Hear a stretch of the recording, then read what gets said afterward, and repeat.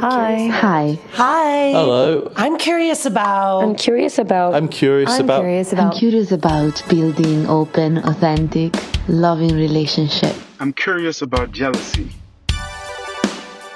I'm curious about polyamory. Does it just mean that you're fucking all the time? How can I tell my parents that my partner is already married? I'm curious about how do you know when you're too busy to have another relationship? I'm curious about dominant and subordinate relationships. I'm curious about sexual health. How can relationships evolve with people as they grow and change? And she was saying to me, I'm feeling disconnected. I'm feeling like I don't have your time and your energy. And I was like, oh, yeah. I can't tell you the number of times years later where I'll come up to her randomly and be like, yeah, I'm sorry about that. Welcome to the Curious Fox podcast for those challenging the status quo in love, sex, and relationships. My name is Effy Blue. And I'm Jacqueline Misla. And today, we're talking about connection and disconnection within our relationships, the various ways that we can experience it, and how it can impact our relationship health. This topic of connection and disconnection come up regularly when I'm working with clients who are opening up, especially when one person is adamant and excited and the other person is kind of reluctant and scared. I find a common mental state that I find, especially with the reluctant partner. And I think about it in these like three states of past, present, and future. So for the past, there is grief. Often there's grief. And they're grieving what the relationship was and is no longer. And there's like sadness and grief, which is a mixture of feelings, right? Grief about that. And even though that couple may decide not to transition and not to change their relationship structure, the fact that this was put on the table feels so radical. It feels such a radical step that there's still grief because it somehow transforms the relationship. Even if it doesn't transition, it somehow transforms. And with that transformation, with that change, there's grief. And you understand that because change is your thing, right? That makes sense to me. There's like, the past is grief. The present is disconnection, right? So like when I look at the past, like I feel grief. And the present is disconnection. I feel disconnected. I feel disconnected from my partner. And at times I feel disconnected from myself. Like what I want, what is right for me, all that kind of stuff. So in the present, they're dealing with disconnection. And in the future, when they kind of project forward, they are concerned about abandonment, right? So the headspace in the future is fear of abandonment. So the human mind can time travel. That's what I mean. So we can like reflect on the past, be in the present, and imagine a future, right? That's the magic of the human mind. And in that process, that's what I see with transitioning couples: grief, disconnection, and fear of abandonment. Yes. I felt all those things. Check. Yes. So if I can just give some clear examples of maybe how I experienced each of those things. When my wife and I practiced opening up, so we were always non-monogamous, but when we started to do it, and for the brief period of time when my partner and I also were more open in that she was dating somebody else, a few things I experienced. First, in terms of the past, the grief that you described makes complete sense to me because it was two things. Number one, the relationship that we had is over and we have a new relationship now. So that picture that I had of what we had is different. And I'm looking back at it from a rosy place too. I'm like, but everything was so great. It was so wonderful. Like, why would we have disturbed that thing? Now, of course, that's not how I felt at the time, but looking back, that's how I felt. It's also looking back at my past and feeling like I have been lied to and that was not actually how things were. So were you thinking about someone else the whole time?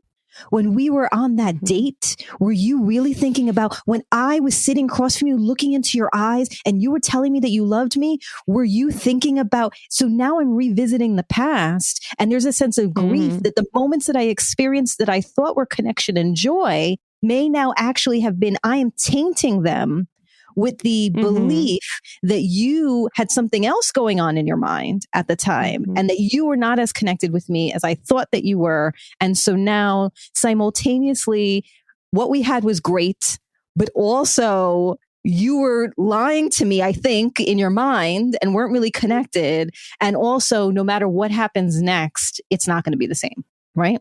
Right. So that's yes, that was grief. Yes. I think for disconnection, I felt that way in terms of also certainly physical disconnection. I know that we'll explore that some more, but also the disconnection of there being a lack of understanding.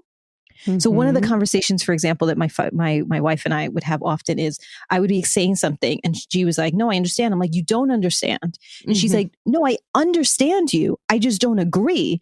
And I'm like, well, then clearly I have not explained it well enough yet. Because if you really understood, you would in fact agree that being on different pages felt like disconnection. So even if we were in the same space, the fact that emotionally we wanted different things, or the fact that, we saw our futures differently, whatever, felt like a disconnection that did not exist before. And then, of course, the fear of I'm going to be then left. This other person is going to be better than me. They're going to have something that I can't give you. I'm going to be so wretched through this process that you're just going to be so disgusted by me that you're going to go. But I can't stop my wretchedness because I'm just in pain all the time. So checks all around. Yes. And I know that so many people that are listening are going, me too. So yeah, and it's awful, isn't it, everyone? Isn't it? Doesn't it suck? And I see it enough times in my practice as well. Which is to say, and I say this to my clients too, this is not to diminish your experience in any way, but just to reassure you that you are not alone. Like this is a part of the process for a lot of people. And there's another side. I got to the other side, so we can, I'm still here. Yes. I have not been, and even frankly, if the relationships ended, I would not have been abandoned. The worst part of abandonment is if I abandon myself. And that's, that's what I'm learning in therapy right now. Yeah. But I just, I want to say that, yes, I've experienced all those things and I survived. So that is the reality. And the piece that I want to talk about today is that present piece, the disconnection, because it's so important that this connection and connection that happens in the present tense is such a big part of this kind of 3-wave state. And I think it's really the one that you can do anything about, right? There is very little you can do about the past. And grief is something that you feel through and get to the other side. You can't change it. Just by nature, you can't change grief. You just have to experience it and it just like runs its course and you get to the other side, right? And you have zero control over the future. Right. So one says that. So they claim. So they say. They haven't spoken to me yet. But yes. So we go past the illusion of control that we have, and that makes us feel better about ourselves, and accept the horrible reality that we don't have control over the future. So really the only thing that we can do is deal with the present. And something that we can deal with is this idea of connection and disconnection. So that's kind of what I want to talk about today. Let's just like go 101, right? And stop to really think about what is connection and disconnection in relationships, right? Because connection is an emotional and physical or intellectual closeness that fosters a sense of unity and intimacy among partners, right? So you can connect on so many levels, and you already mentioned that, right? Like there's the emotional, I feel close to you. There's a physical, I want to touch you. I want to be touched by you. And there's intellectual, I understand you. Even though I don't agree with you, I understand you, right? And that we're able to occupy the same space in these 3 layers, emotional, physical, and intellectual. And we are comfortable with it, right? So as we do that, the intimacy, the closeness feels good, right? Because you can feel connection and those might not feel good. And we'll talk about that in a minute, and it feels good, right? And disconnection is the opposite, right? It's a temporary periods where emotional or physical closeness is reduced, often due to external commitments, personal space, conflicts, or whatever is going on with us, right? So it's when we are not available to our partners emotionally, intellectually, maybe even physically, right? So that's what connection and disconnection is. And connection and disconnection have profound effects on our lives, our mental health, our ability to find joy, feel connected to the group, how we feel about ourselves, how we feel about the world, right? If we feel chronically disconnected from ourselves, from the world, from our partners, we know that this causes, enormous issues with mental health and all that kind of stuff, right? So this is really important. And this thing comes up a lot in non-monogamy. when our partner starts to date somebody else, there is an inevitable switching between connection and disconnection, right? And the disconnection is what feels the worst, right? It's when we think we're dying, right? So this is also intertwined with attachment theory, right? Which is essentially means that for a secure definition of a secure attachment is the ability to connect and disconnect with ease and flow. So you're able to connect, you can feel comfortable in the closeness, you enjoy the intimacy, you're available for it, it doesn't overwhelm you, you can sit with it and enjoy it, and you can disconnect, and that disconnection does not cause you doubt, like self-doubt, concern, fear about your sense of self or sense of safety. That is basically what a secure attachment is. You're able to connect and disconnect. And we know that this ability to connect and disconnect with ease is essential to emotional resilience for long-term relationships. And it is, honestly, I truly believe it is the key indicator if you're going to thrive in open relationships. And frankly, non-monogamous relationships as well. Certainly non-monogamous relationships, because there are more opportunities for insecurity to creep in, for separation and disconnection to creep in. But in monogamous relationships too, if you are feeling disconnected because your partner is spending more time with friends or more time at work or more time on their own, or just there's lots of jealousy that's happening, those kinds of things too, I certainly experienced when I was in my monogamous marriage. So then you can imagine how I felt. For sure. No, exactly. And I think you're right. It's absolutely essential for any relationships in general. And I think with non-monogamy, it is experienced inevitably. So the mental muscle that allows us to connect and disconnect needs to be well trained and well used and kind of just used to doing that, the connection disconnection piece, because the reasons that disconnection comes in non-monogamous relationships can hit harder, right? Because even though you can feel disconnected because your partner is spending more time at work, you can feel disconnected because your partner is spending more time with their family, maybe their best friends. The disconnection that comes from, oh, my partner is spending time with their lover, just like hits in a much more of an existential place. It hits different. Yes, indeed. Right. It really is an activating, it's a real activating force, right? It is, it's like, oh, I feel disconnected, they're away, blah, blah, blah. That's one thing. But it's like, I feel disconnected because they're connecting with somebody else, you know, their lover in an intimate kind of way, just hits in like, oh, the world's coming to an end. Like it's activating, it triggers all sorts of doubt and insecurity and a bunch of stories. Yeah. The state of panic that I felt in those moments is nothing that I could describe. There really is this feeling frozen in pain and fear. It was this idea that I'm replaceable.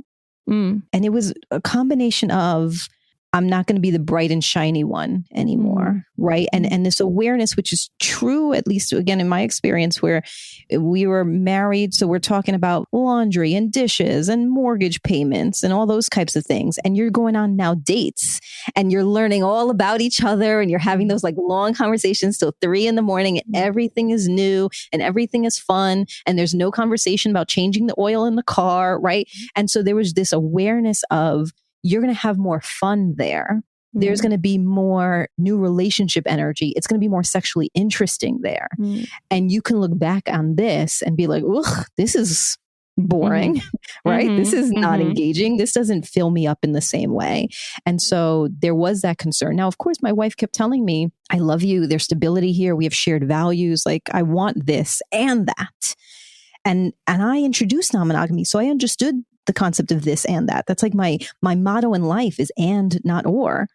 But still, that fear inside of me was like, no, I'm going to be replaced by this other person. And then I had this notion in my mind of out of sight, out of mind, in that if I'm not there, she's going to forget that I exist, and she's going to maybe betray some of our agreements, or she's going to commit to things that exist outside of me. So I can give you some really specific examples. So my wife and her former partner, one of the things that they used to do, prompted by her former partner, was to reimagine a past where they were together. So her former partner would be like, well, imagine we met 10 years ago, before we were each married. And where would we have met? And what would we have done? And what kind of house would we have gotten together? And I was so incredibly disturbed by that, because in my mind, she was erasing me.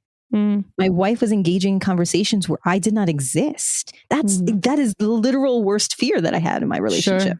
Sure. Yeah. And my wife is saying, listen, we can't have the kind of relationship that we would want to have because of all these different barriers. So let her have her imagination. Like, sure, I'm going to engage in these things.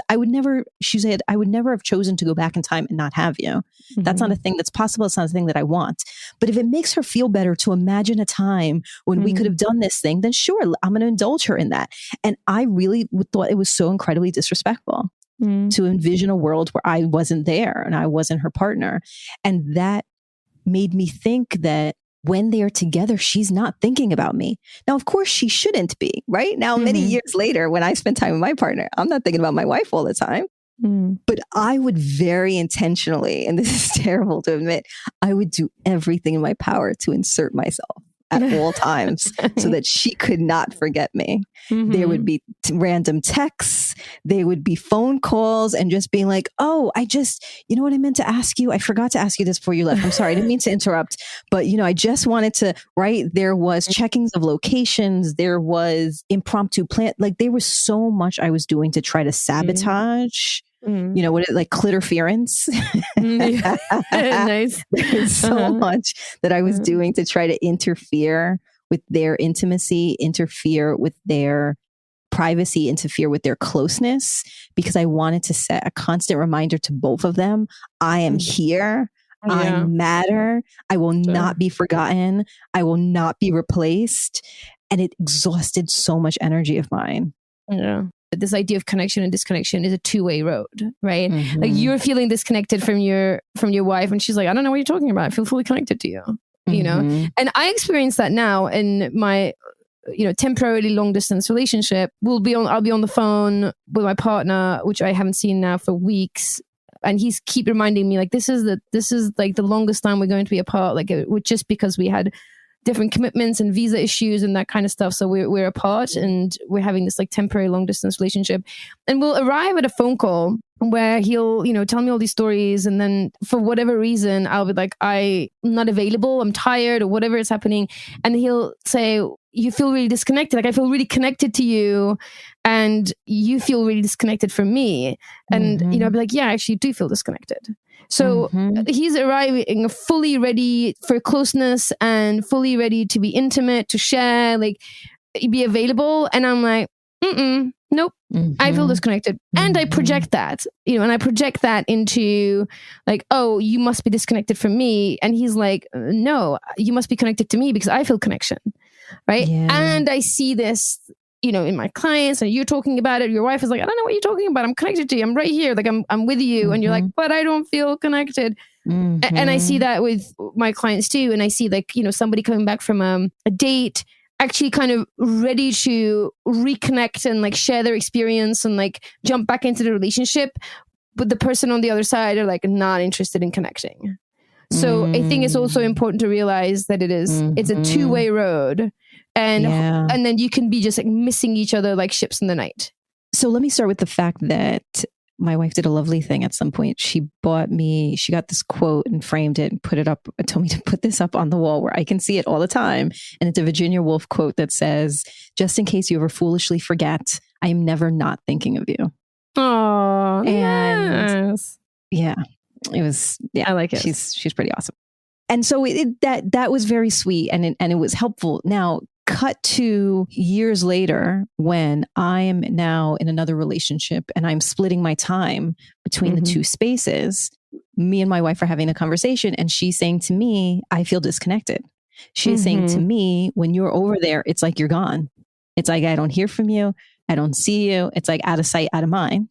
and says that essentially that when she reaches out to connect, it's very transactional, that I like will text her, yes, no, sure, sounds great, I'm glad, exclamation point, that it's not real dialogue.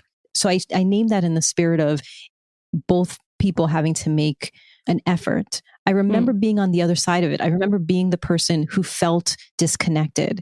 And when she would come back from a date and would feel re-energized, or the next day, and she did want to engage with me and have conversation, I had an attitude.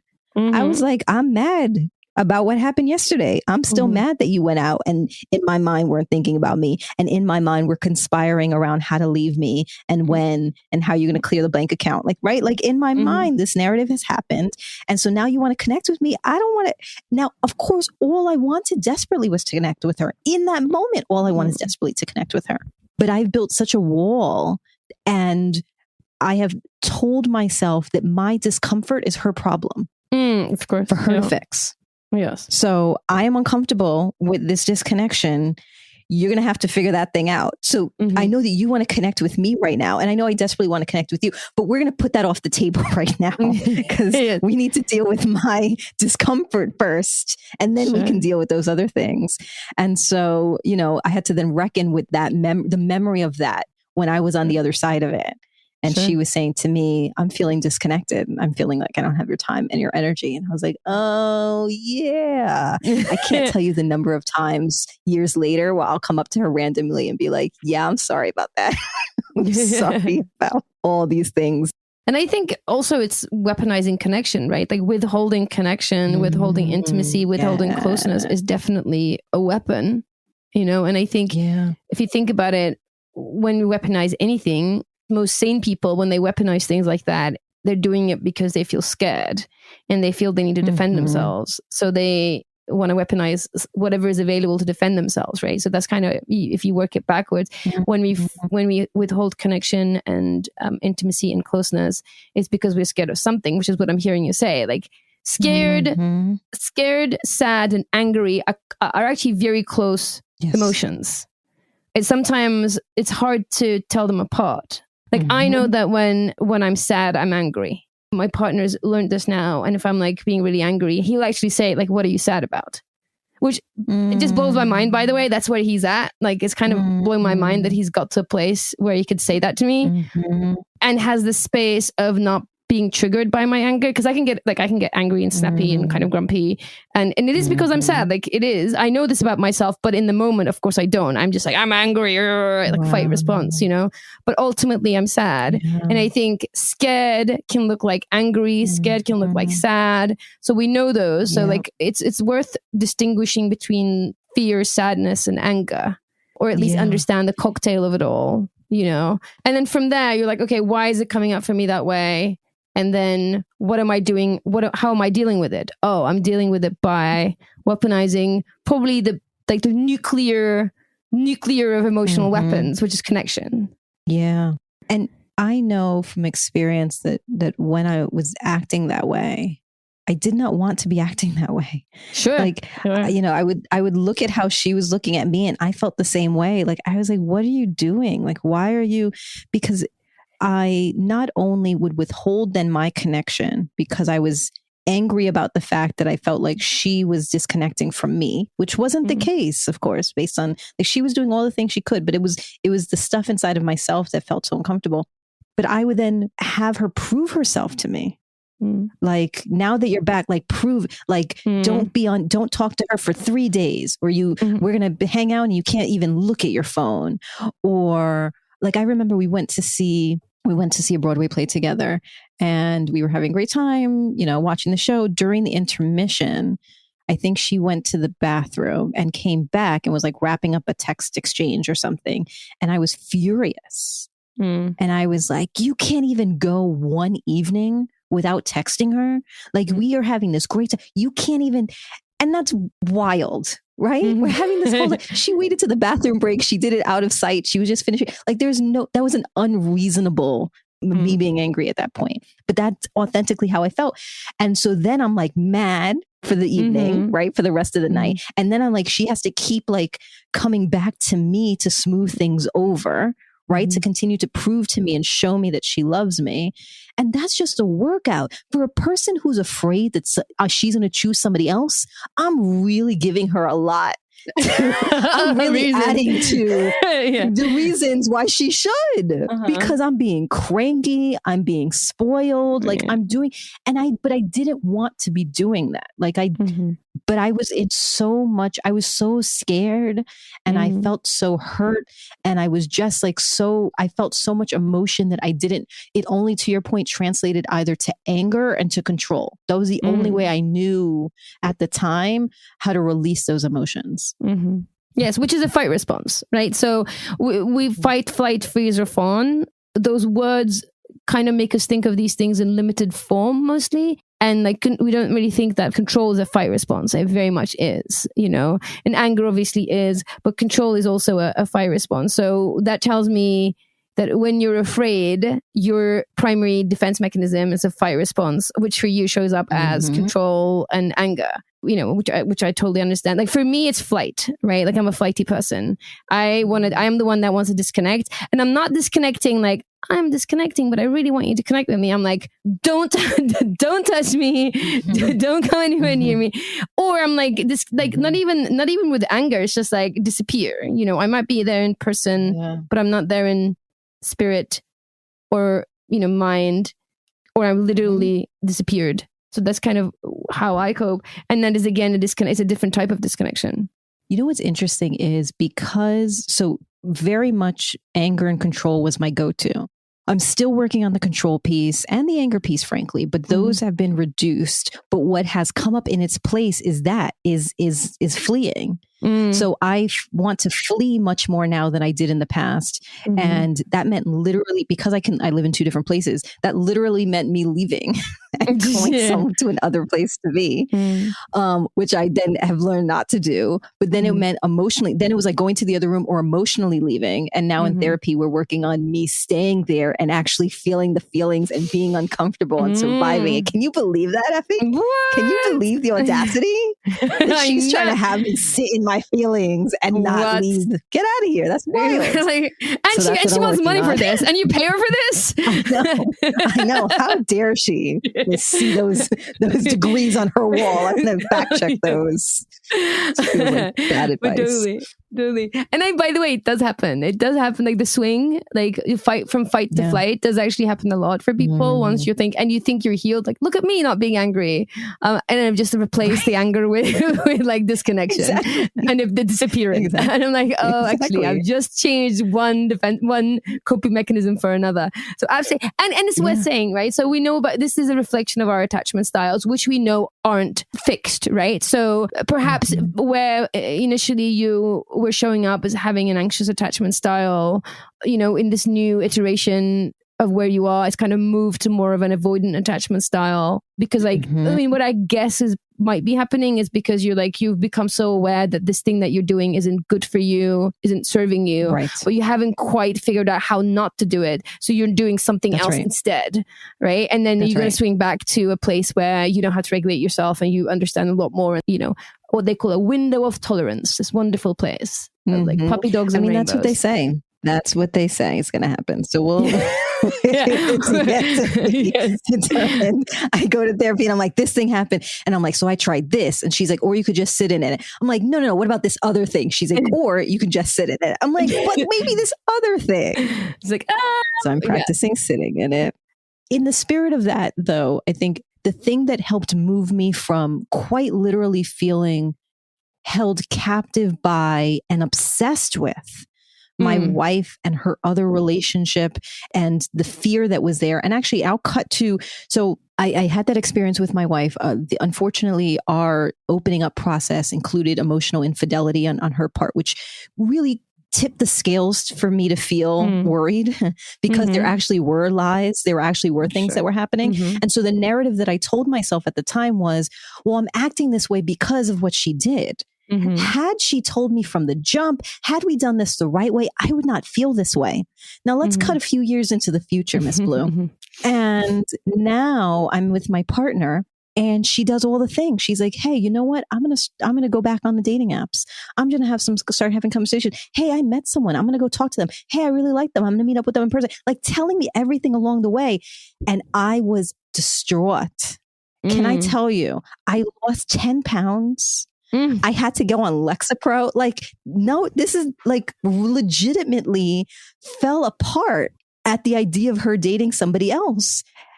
And you know, my wife and my partner, you know, the sense of loyalty and my love that my partner shows for me all the time. Like there's not a doubt that she loves me, wants to be with me, all those other things. But I was so held captive by my fear that it was all consuming.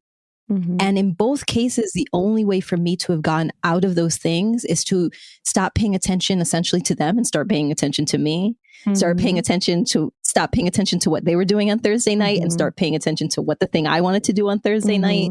It took a while, but that was my only way out of that. That was my only way out of feeling so emotionally hijacked. Yeah. And that all makes sense. And non-monogamy in any form, in any of the relationships within a non-monogamous structure is a hotbed of reasons for us to be activated, especially around our insecure attachment system, right? So it definitely exacerbates fears, right? So for the anxious, those who show up anxious, exactly the things that you're talking about, which is like fear of those, you know, fear of abandonment, fear of rejection, fear of being forgotten, fear of being replaced, like all those kind of things. And there's a flip side to this too. People who are an avoidant attachment style, which is what you're saying, like I literally leave and go to my other relation, go to my other home, right? It provides almost like a brilliant excuse and a story to why you can just avoid intimacy. You know, intimacy, you see, like you get too close. Oh, I have to go and see my other partner. Oh, I have to go and see my wife. Like it gives you a built-in out as well. So I think, you know, this idea of connection, disconnection, and how it relates to attachment styles, add non-monogamy is definitely like, you know, something that you need to think through. You can't, without understanding the whole system of this, I don't think you can truly thrive in an open relationship.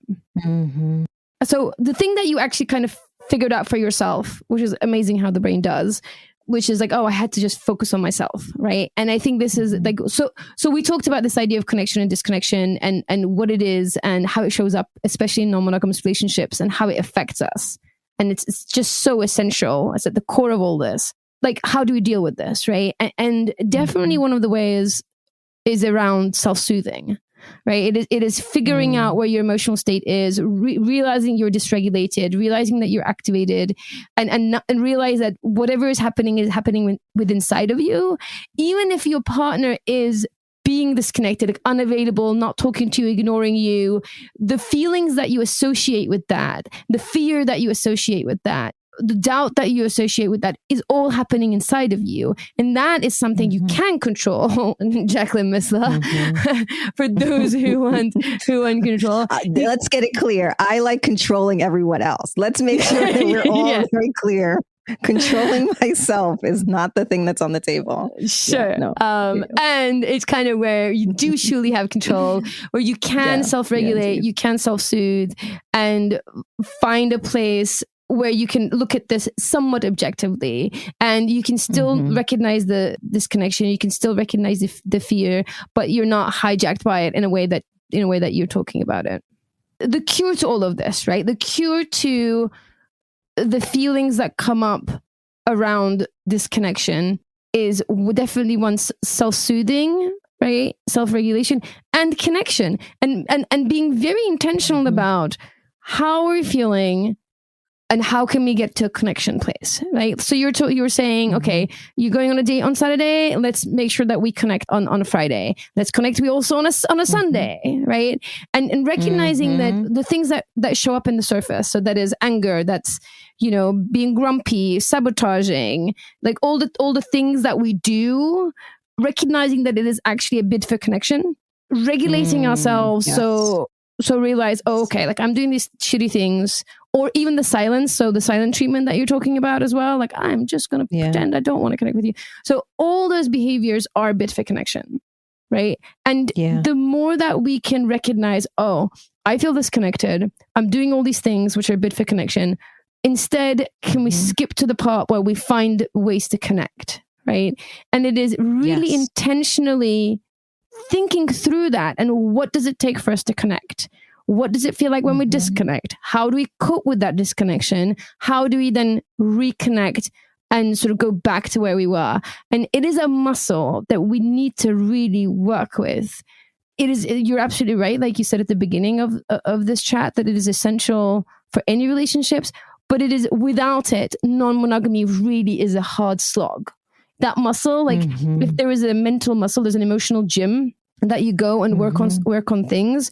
This muscle of connection and disconnection is super important. Also, it's worth saying that temporary disconnection within a relationship isn't all that bad, right? I think that's the other piece, right? Tolerating disconnection, and then like the next step from that is reveling in it, right? Because I think there are definitely benefits to temporary disconnection. It provides opportunities for self-reflection and growth and self-audit, right? Because I think when we're connected all the time, especially in a long-term relationship, we can inevitably get enmeshed, and the boundaries can get blurry. Like where I end when my partner begins can start to enmesh, and we know that down the road of that has a whole bunch of issues and struggles that comes up from that. So I think, to say this connection is all bad and we just need to tolerate it. I think there is a version of the story where you can actually revel in disconnection and see it as an opportunity. Also, I think it allows us sort of a reassessment of needs, desires, commitments across multiple relationships, like just a place where you look through everything without being clouded by the connections, because connections are also like we said, it's a two-way road, right? So when we are connected, yes, it's like feels warm and fuzzy, but it's also a two-way road of like all the emotions going back and forth, right? So you're focused on the other person's needs and your needs, and sometimes you lose sight of your needs and desires, and then like they could just be like so much traffic in that two-way road that you don't get the opportunity to reassess some of these things. And I think temporary disconnection can allow you that space. Also, I think it can really be an opportunity to reset for a more meaningful connection, because I think connection over time can become habitual, and it's not real connection. It is an echo of a connection. It's like a connection that's left, and I think it frays and it erodes, and it just becomes more of a mental cache, like a habit, but it's not actually live. It's not like alive. It's not feeding us anymore. It's kind of this like frayed thread, right? And a temporary disconnection can allow us to kind of refresh, if you will, or clear cache and like reconnect again, and then renew that connection, and suddenly see the person fresh as well. Like through the new connection, you can see the person refreshed as well, and you kind of clear the cache in your head of what they're like, and you can restart and rediscover the other person. So all this is to say, disconnection is something that we need to manage, but it is not all that bad. You can definitely get to a place where you see it as an opportunity. Yeah, absolutely. I mean, connection is safe, but separation is sexy, right? Like you've ever been at a party or something with a partner or someone you're dating, and like you see them across the room and they're talking to someone, and the people are like laughing and stuff, and you look over and you're like, ooh, look at you, like being your own person, being funny, and like people like there's something about seeing your person like out in the world that makes you more attracted to them. And so that is true. If all I see you is in my living room, in your boxers, doing the dishes, whatever it is. I mean, sexy, sure. Safe, more safe, I'm going to go. Sure. But separation, sexy. I agree with you. I think there's an opportunity for some newness, because in the separation time, I'm doing something else, learning something else, and I can come back and report back. Like we both have something to report back to when we're back. I think for me, it has allowed, and I think for my wife and partner as well, allowed opportunities for us to explore different versions of ourselves that exist outside of that partnership. Sure. So, I am multifaceted, and there are different parts of me that emerge based on who I'm with or if I'm by myself. And being able to tap into those energies can only happen in separation, which then I feel more me, which then I feel bigger and sexier, which means I come back and am ready to connect in a different way. So that has happened. And I think the other two things that came up as you were saying that is, you introduced to my wife and I at the time when we were in the struggle, new relationship energy redistribution. And that was something that, like, in our separateness, when she was planning dates and excursions and gifts for her partner, what you suggested was, well, why don't you take some of that planning, some of that energy, some of that, and bring it into your relationship with Jackie, bring it into your marriage. And so when she would plan, this fun, amazing rooftop date, she'd be like, man, I haven't been out with Jackie on a rooftop for a long time. Like, we should do something like that. And it wasn't about matching the experiences or anything like that, but it was about tapping into the energy that comes with the separateness and drawing some of that into your current relationship. So I found that to be incredibly helpful. Yeah. And then the last thing that I'll note that was like a tip, that my wife did that I thought was amazing at the time is she would kind of schedule little surprises, knowing that I was in the struggle when she was away. So one time she had like chocolate covered roses delivered to the house. Like during the middle of her date, out, she like sent me something and it had a note saying, I'm always thinking about you. Nice. She sent flowers once. And then when I was in my other relationship, I would leave little notes around the house. So before I left to come back home with my wife, I would leave little Post-its hidden in different places saying, I love you, and little messages. So there was like a little scavenger hunt. So that was like kind of next tier level of I'm going to figure out creatively how to connect when we are separate. So that we can appreciate our separate time and still feel close. Sure, exactly. And that is like your ninja level, right? That is exactly what we're talking about today. It's like staying connected doesn't necessarily mean you're sharing space and time all the time, but it is a two-way road. It's a state of mind. And you can definitely feed that connection through things like you're saying and any other way that makes sense to you, right? So for listeners, my invitation is to like think about, what does it take for you to stay connected? Is it sending each other playlists? Is it making, a big deal of reconnection? And I think that really the invitation here is to realize that at the core of a lot of the struggles in non-monogamy and monogamy is this idea of connection and disconnection, and our pain that comes from disconnection, and us not recognizing that disconnection can be an opportunity, and the continuous bid for connection, and when it's not available, the pain that comes from that, right? So that is at the core. When I work with people, this idea, this dynamic comes wrapped in so many different stories, so many different shapes and sizes. I hear it told in so many different ways, and we strip it away, we dig. We're like, let's understand the dynamic, and it always boils down to this idea of connection and disconnection. So one of the things that I have come up with, and this works best for those who are preparing to open up a relationship. Like if you can catch yourself and your relationship at this stage when you're talking about opening up and you're like, how can we do this well, right? And those are when I love meeting clients, when they're like, well, we've been talking about opening up and we thought we'll just get some advice, understand the lay of the land and understand best practices and make sure that we do this in a way that we can all, really benefit from this. I'm like, thank you. Good for you people. I know. Thank you for doing that. Good for you. Let's talk about this. You mean one of you is already in the midst of an affair and now you're trying to open up the relationship and manage that? You mean that's not what's happening? Oh, wow. Right. That's yes, novel. exactly. Right. Or one of you is exploding. Like they've been wanting this for so long and they haven't said anything. And now they're just like, need to get the other person through the finish line and be open. Now it's fear meets resentment and in front of you and asking to be fixed. Yes. Right. Yes. Or somebody has someone in their sight, like they met someone and suddenly they're like, overtaken and the relationship transition like yesterday, yes. and all of those things happen and we find a way through. But I think like ideally is when people are like, hey, like this open relationship business is kind of interesting. Let's just like put it on the table and think about it. So the exercise that I'm about to tell you works really best if that's where you're at. And it also works if you're already in a relationship and you, in whatever version, whatever your story is. But it is essentially about training your nervous system to connection and disconnection and doing it in ways that it feels safe to connect and disconnect and connect and disconnect so that your nervous system doesn't fear it or isn't hungry for it. Right. So that's the idea. And you do that. So what I suggest to people is, okay, you're going to set up some date situations, right? And you're really aiming for 3 types of dates. one connection date. You're straight up, let's do something to connect, right? And you do that by deciding, okay, we're going to connect. How do we want to feel in this connection? How do we best connect? Like, what are the things that we like that gets us connection? And let's be really intentional about this. And let's set up a date, the two of us, and we'll connect, right? Those are your connection dates. Your next one is what I call together alone time.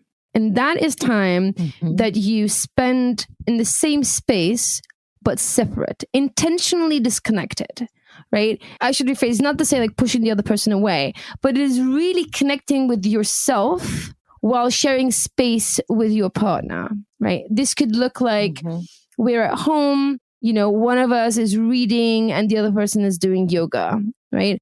What it isn't is I'm going to wash the dishes and you're going to like be on your phone, right? Because that's just like, that's like unintentional time.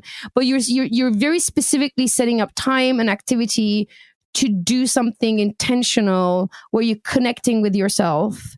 And as you do that, you're actually letting go of the connection with the other person. And you do that in a safe space, right? So the disconnection doesn't feel so scary.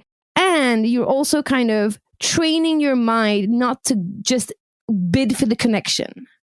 Right? Not to sort of continue to make bids for connection so you feel safe. You find safety within your own connection, within that space, within that safe space. Another thing to do is, which is something that I do with my partners, we'll go out dancing and then we'll just dance separately. Like we'll actually go out dancing, whether we take a class together or we're actually going like dance to a club, and we'll go there together with the intention of kind of being very free and flowy on the dance floor without any promises to dance together, to actually kind of like go off in our own ways, maybe connect to other people, dance with other people, to then at the end of the night, whatever we say, like when the lights go up or at this time, we'll meet at the door and be available for connection. And during that time, even if we see each other in the same room, there isn't an expectation for connection and there isn't a bid for connection. We've agreed to be there, but separately. That feels so sexy, by the way. Like, as you're saying that, I'm like, that's brilliant. I love that idea so much. It's just so good for the nervous system. It's so good for and it's also like in spaces like that, you see the other person connect with other people, and exactly. And it's okay. Like it's because we've set the intention for that, and you kind of have a beginning, the duration of the date, and then at the end we connect, and that creates a nervous system to go, look, nothing happened, nobody died, you're not left, the other person isn't like going off with somebody else, right?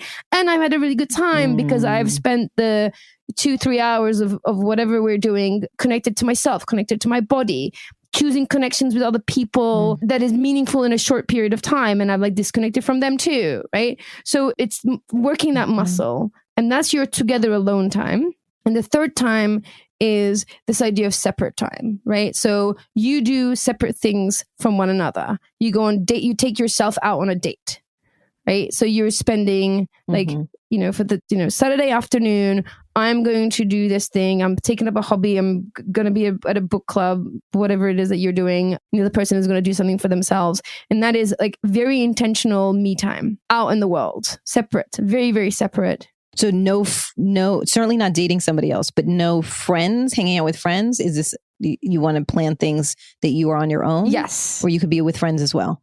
You can be with friends as well, but intentional time. And what you're doing there is feeling good and well and safe alone, right? On your own through other connections, right? Yes, it could be with friends. It could be a hobby. It could be going to a museum and discovering, whatever is new. But you're setting up time to really like enjoy your own company and discover yourself or discover whatever you're discovering. Like very intentional time. Like I am going to spend time on my own. So these 3 types of times spent will help your nervous system to understand the connection and disconnection piece in a safe way. And I would say do those before you start dating anybody else.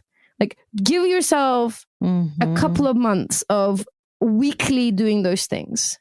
That will prepare your nervous system for a new relationship.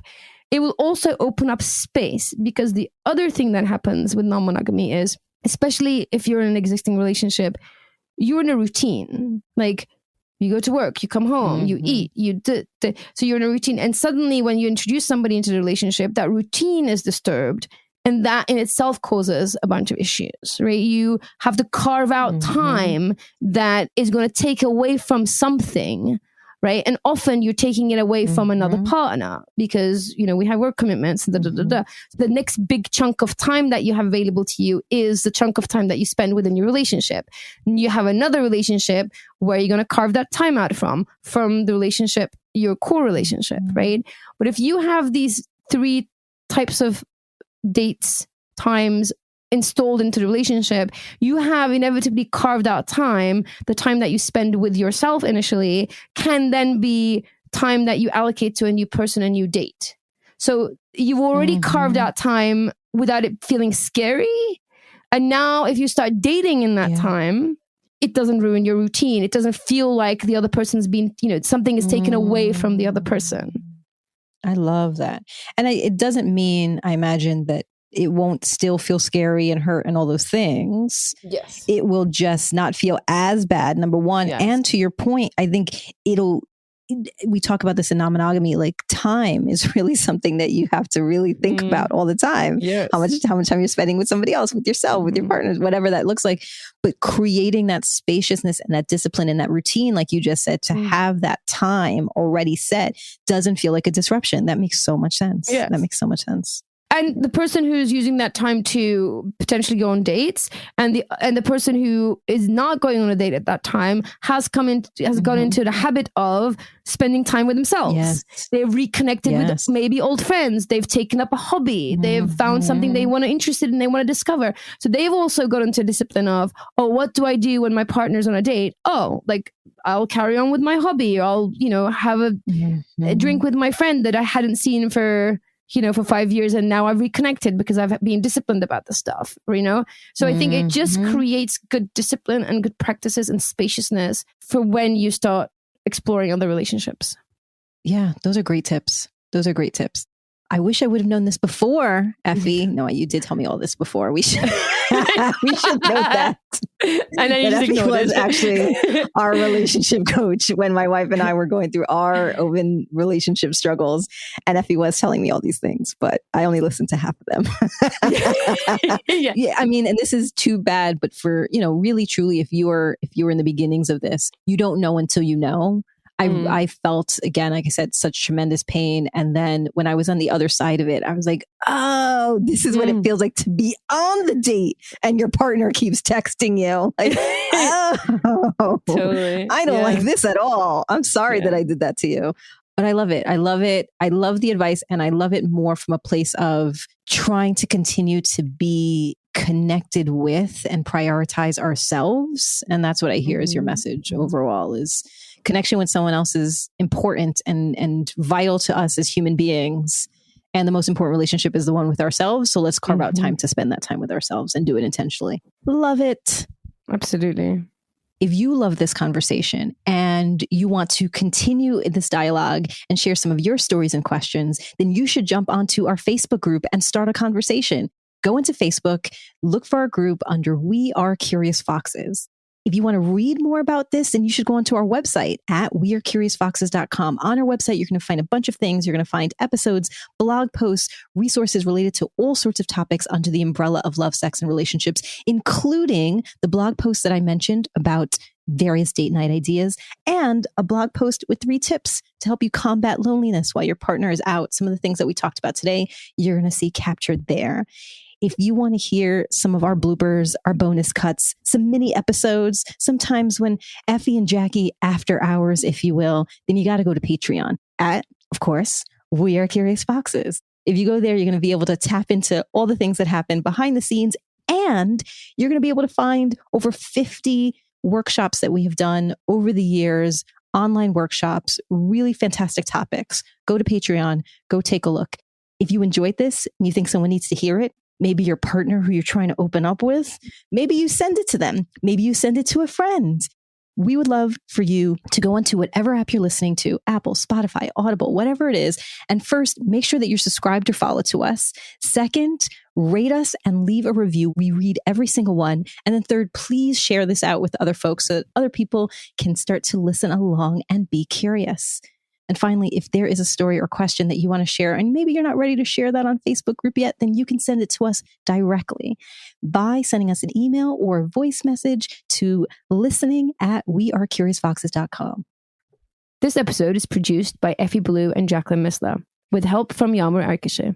Our editor is Nina Pollock, who we feel deeply connected to. Our intro music is composed by Dev Saha. We are so grateful for their work, and we're grateful to you for listening. As always, stay curious, friends. Curious Fox Podcast is not and will never be the final word on any topic. We solely aim to encourage curiosity and provide a space for exploration through connection and story. We encourage you to listen with an open and curious mind, and we'll look forward to your feedback. Stay curious, friends. Stay curious. Stay curious. Stay curious. Stay curious. Stay curious. Stay curious.